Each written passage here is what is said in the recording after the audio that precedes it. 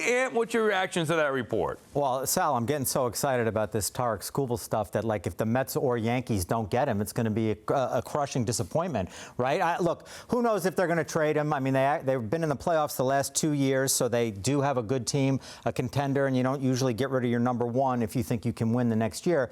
Obviously, there's some distance between them in terms of what it's going to take to keep this guy in Detroit, because that's not a representative offer. And obviously, wherever that's coming from, I wonder where, that's destined to put some pressure on the Tigers and to sort of indicate to the market that, you know, hey, you should be calling the Tigers with your best prospects, a nice list there. You know, Nolan McClain maybe? No, probably not. Jonah Tong, you know, those. I mean, $80 million is embarrassing. Yeah, it's beyond embarrassing. Ridiculous. Yeah. So, look, I mean, does this indicate more so that this guy's available? I don't know. I hope so, because it's great fodder for us. See, I think so. That point that you brought up, it's not so much the offer itself that I think is particularly notable, because, listen, you make an offer and you wait for them to counter offer, but Skubal is a Boris guy, so they likely are not going to counter offer. So the fact that this is coming out at all, to me, is not necessarily reflective of any kind of serious negotiation, but rather reflective of the fact that there is some sort of breakdown in the relationship between Skubal and the Tigers,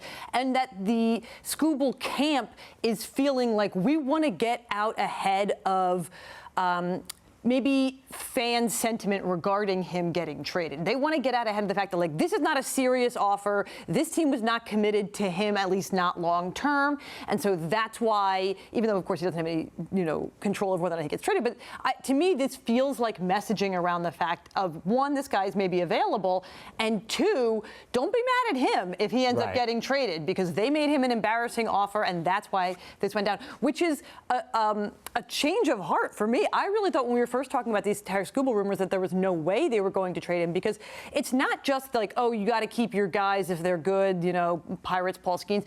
This is talking about a team that has already gotten the literal sort of monetary value that you want to get out of good players, which is postseason tickets. I mean, they are not making the postseason without Skubal, and they are not making postseason gate revenue without Skubal. So I don't know why they want to trade him, but it is starting to feel more likely that they will. Okay, now here's the question. Did the Tigers say, okay, he's gone, let's trade him, let's get what we can? Or because of the fact they've been in the postseason the last 2 years and they have been, in theory, a contending team, do they ride this baby out? From a Met perspective, there's got to be serious urgency here because, hey, Lindor is not getting any younger. Soto, you have him in the prime of his career. I can't punt. I can't wait. I can't say, hey, I'm getting this guy in 2 years, therefore I'm going to go and sign him. I am going to push my chips to the middle of the table, even if it means, hey, a year of Skubal goes to free agency.